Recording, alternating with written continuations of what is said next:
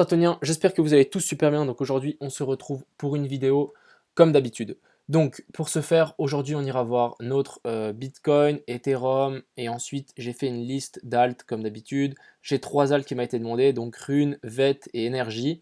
Et ensuite, on ira voir les alts que j'ai mis en jaune ici, donc TRX, XRP, Waves, UO, Siacoin, OMG et OGN, ainsi que notre cher petit Dcash. Donc pour commencer, on ira voir cette map, donc la map qui est totalement dans le rouge, ça commence à cracher de partout. On a juste Xem et Tron qui sont dans le vert, donc Tron, sa blockchain qui marche de folie, donc je pense que c'est vraiment ça. Ethereum qui est totalement saturé, si on veut passer une transaction sur le réseau Ethereum, c'est super long et on paye jusqu'à 50 balles. Et sur TRX, la blockchain est on fire, tout fonctionne bien, c'est rapide, il n'y a pas beaucoup de frais, etc. Donc je pense qu'il y a beaucoup il y a beaucoup de volume là-dessus pour tous les petits projets en gros qui sont sur la blockchain de Tron. Donc ça c'était pour la petite intro et ensuite on ira voir notre cher ami Bitcoin. Donc Bitcoin ici qui est en train de nous faire un gros crash. Donc pour ce scénario ici d'Elot Wave, on pourrait en fait propulser notre 2 et notre C plus bas. Parce que en fait de la B, donc depuis ici la B vers la C, en bleu ici, on doit décompter 5 vagues. Donc on pourrait les décompter comme ceci parce que ici je vois pas de 2 en fait. Donc ma seule 2 qui pourrait être c'est celle-ci. Donc on va juste mettre un petit Fibo juste pour juste voir jusqu'où on est venu. On est venu entre les 0,6 et les 0,764.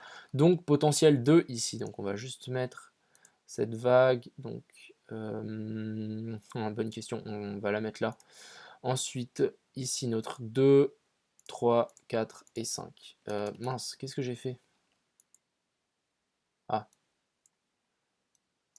si je mets la 3 sur le sommet de la 2, ça ne va pas le faire. Ça va pas le faire. Donc, on pourrait décompter une vague du Bitcoin comme ceci. Par contre, maintenant, on va mesurer où est-ce que notre cher ami la 2 pourrait se finir la grande en blanche. Donc, si on prend le petit Fibo depuis ici jusqu'ici, donc on pourrait corriger jusque, je dirais, les 76,4, c'est très faisable.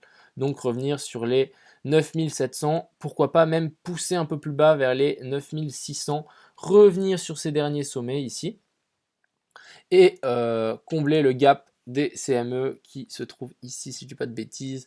Donc voilà, oui, ici on a un gap, donc le gap est amené à être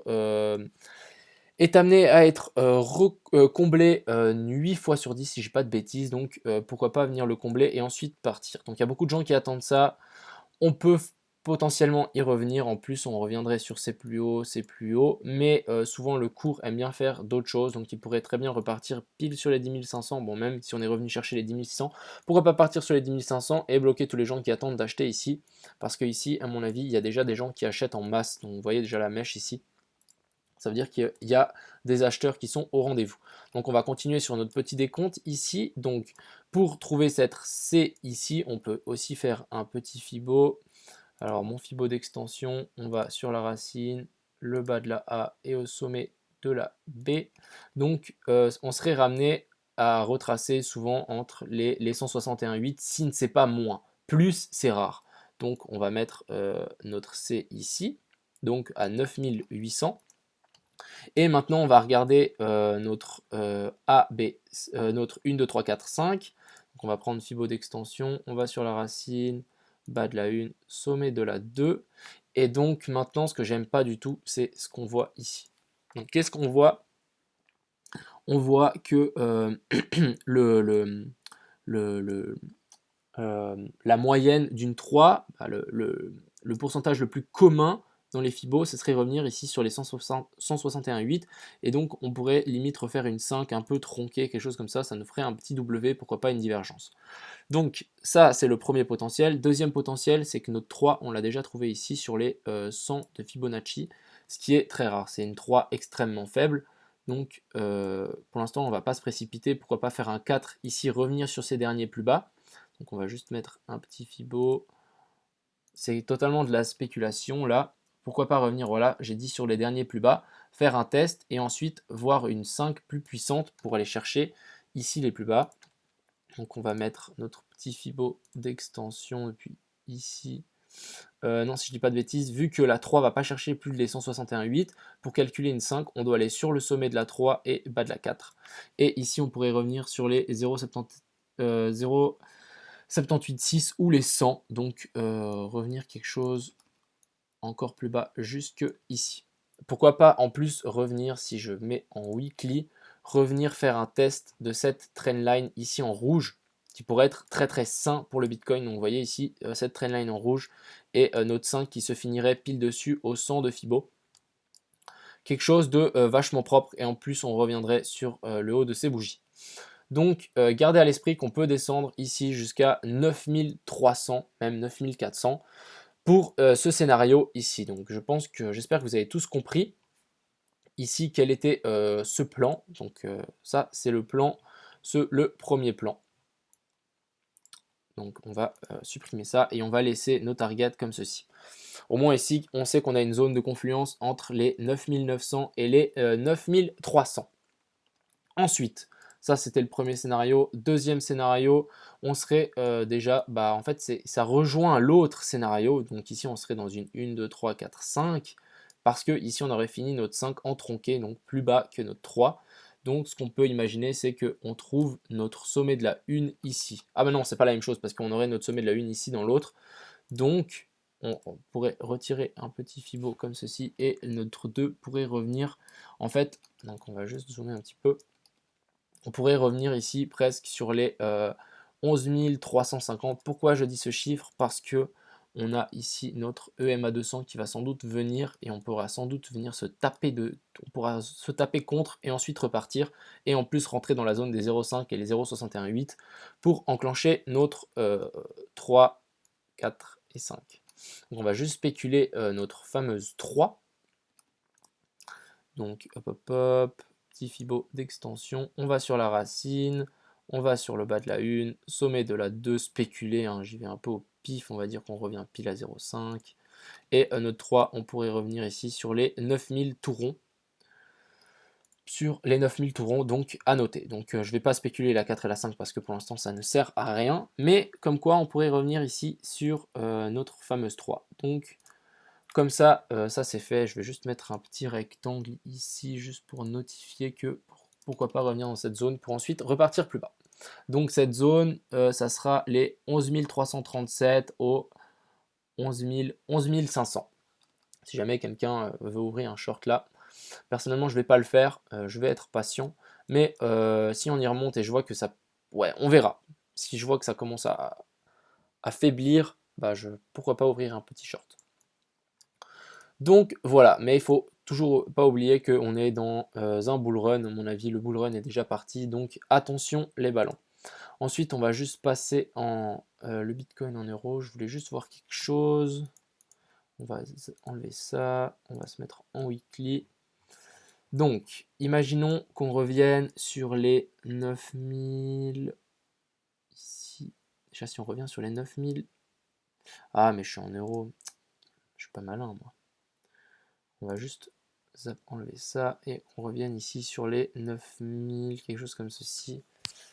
En fait, ce qui serait vraiment sain, c'est que vraiment on puisse redescendre sur ces derniers plus hauts parce que pour l'instant on l'a pas fait et qu'on vraiment on confirme cette hausse et en plus avec la trainline qui arrive de plus haut comme ceci, pourquoi, ouais, elle arrive plus, si je veux bien la dessiner comme ça, pourquoi pas venir la toucher et repartir. Donc voilà, ça c'était pour le Bitcoin. J'espère que vous êtes plus ou moins dans mon scénario où ça vous donne une autre idée de ce qu'on peut faire. Donc pour moi, la baisse n'est pas encore finie. Mais on peut très bien repartir d'un coup. Là. On touche les 10 500 et boum, basta, let's go à 20 000. Hein. Ensuite, on va aller voir notre Ethereum. Donc ici, on a fait un espèce de fake breakout.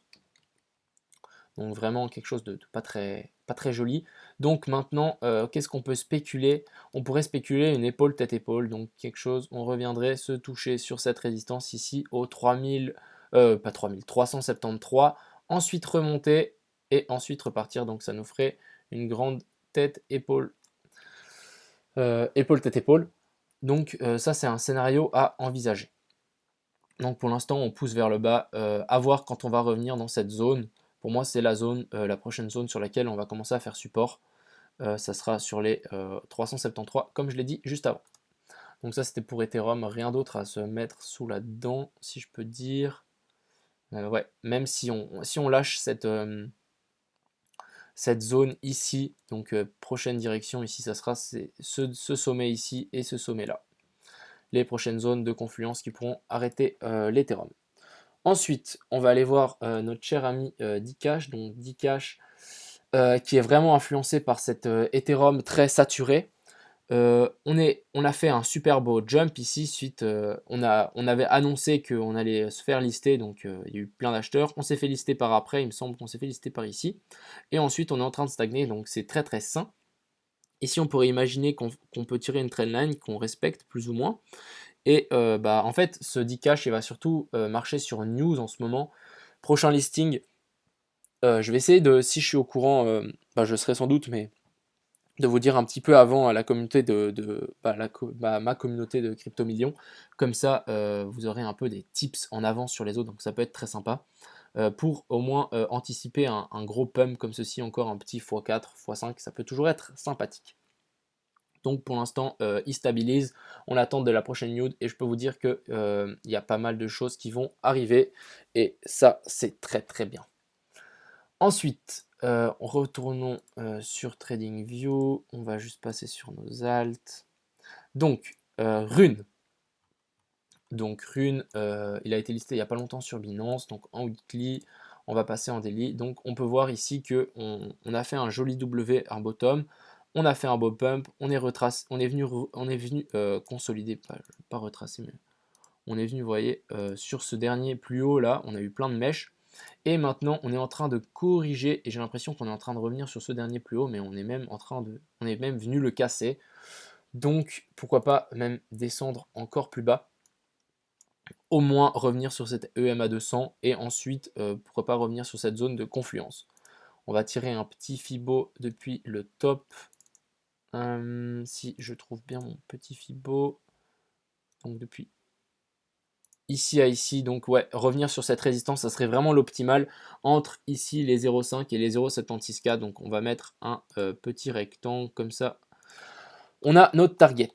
Donc ça c'était pour Rune, donc je vais quand même dire les chiffres entre 7000 Satoshi et puis les 6000. On a arrondi 7100 et 6100 Satoshi.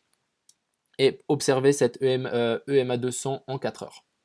Donc ça c'était pour Rune. Ensuite, on va aller voir VET que j'apprécie énormément, je l'avais presque oublié. Donc il me semble que j'avais déjà fait des dessins. On va juste passer en weekly. Donc, qu'est-ce qu'on est venu faire, vu que c'est la première fois qu'on le voit ensemble. Moi, je sais que j'avais acheté ici le breakout et j'avais vendu juste après. Et maintenant, je me mords un peu les doigts. Mais ça arrive malheureusement.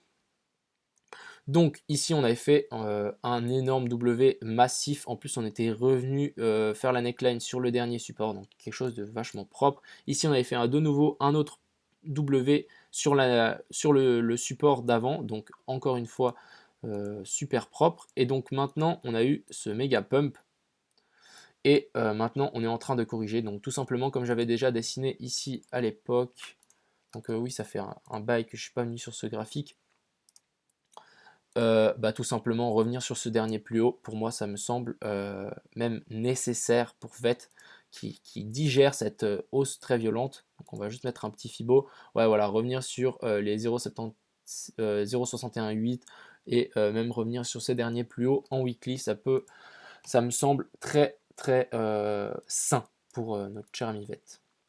On va passer en daily, donc en daily on a la EMA 200 qui n'est pas très très loin. Ici on a fait un beau M-top, donc vous voyez ici on peut voir un beau M-top, et ici maintenant on est en train de casser la neckline de ce M-top, donc c'est bon pour nous, vu que moi par exemple je suis pas dedans et je veux en acheter, donc j'en rachèterai par ici. Revenir sur la zone de confluence ici sur les 107 Satoshi, et même revenir sur cette EMA 200 sur les 115 Satoshi, ça me paraît être une très bonne target. Donc on va mettre un petit rectangle.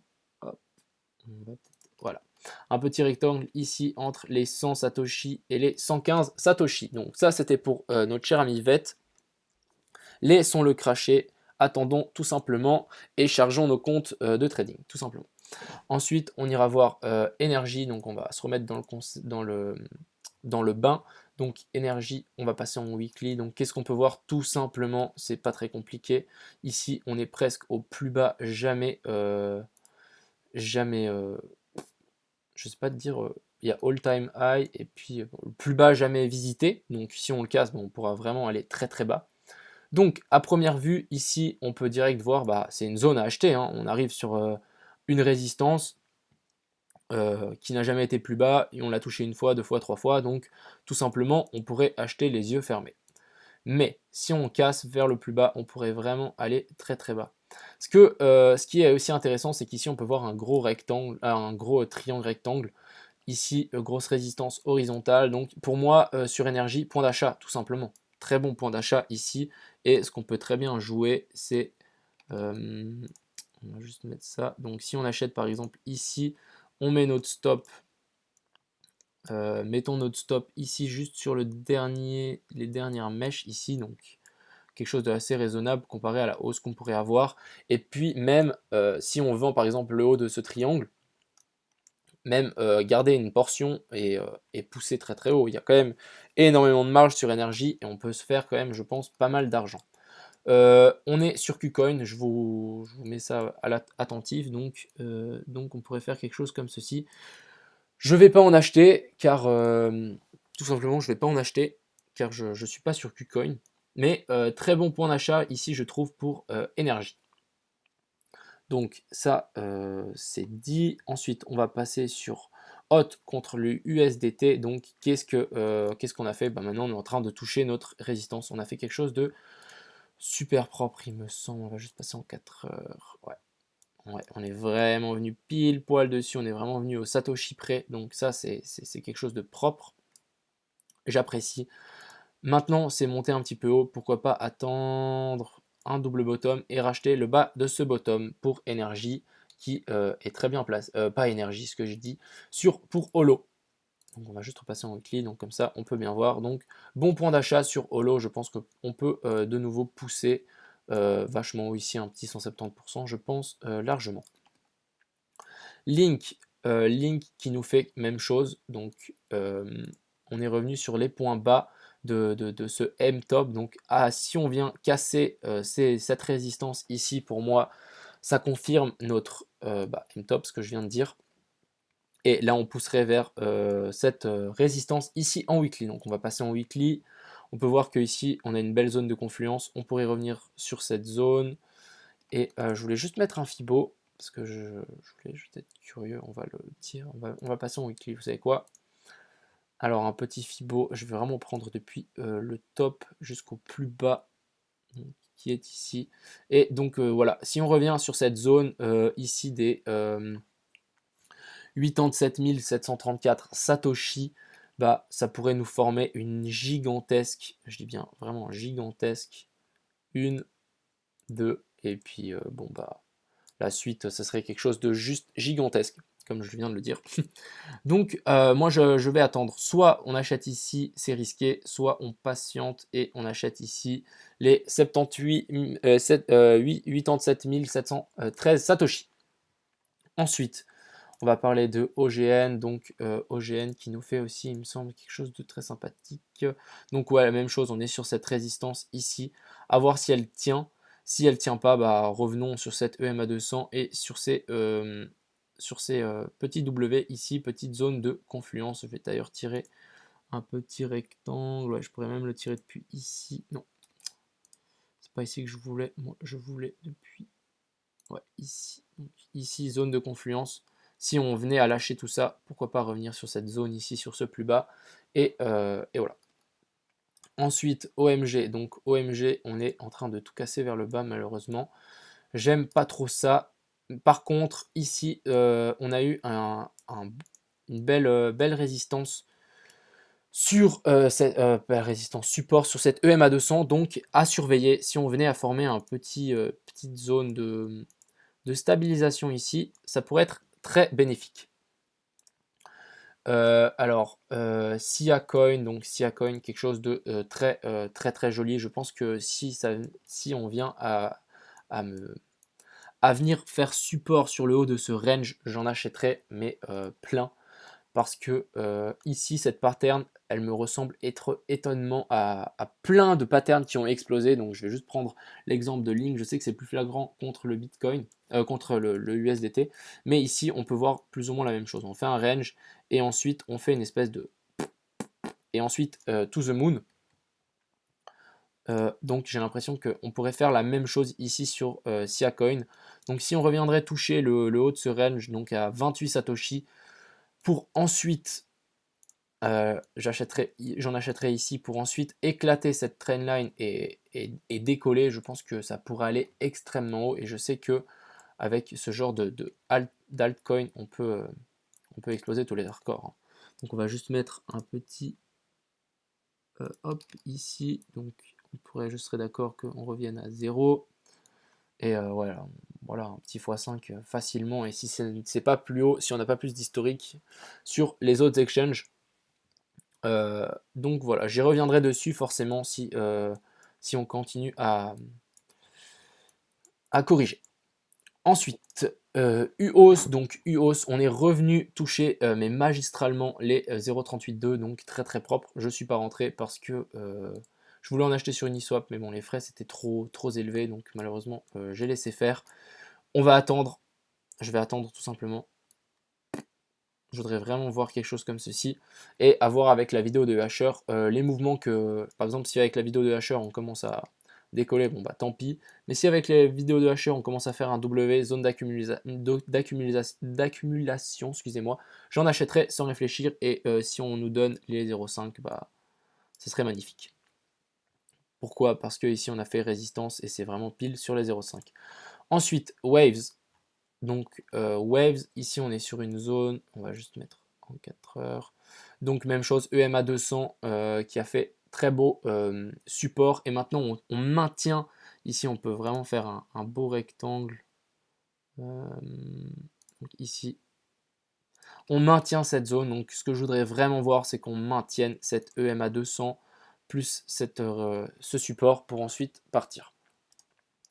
XRP, donc XRP, il est en train de nous reprendre cette EMA 200, donc ça je suis assez content. Ici on peut voir qu'on a fait un W, donc je vais juste mesurer, donc ici un beau W entre les 0,764 et les 0,618, donc très très propre.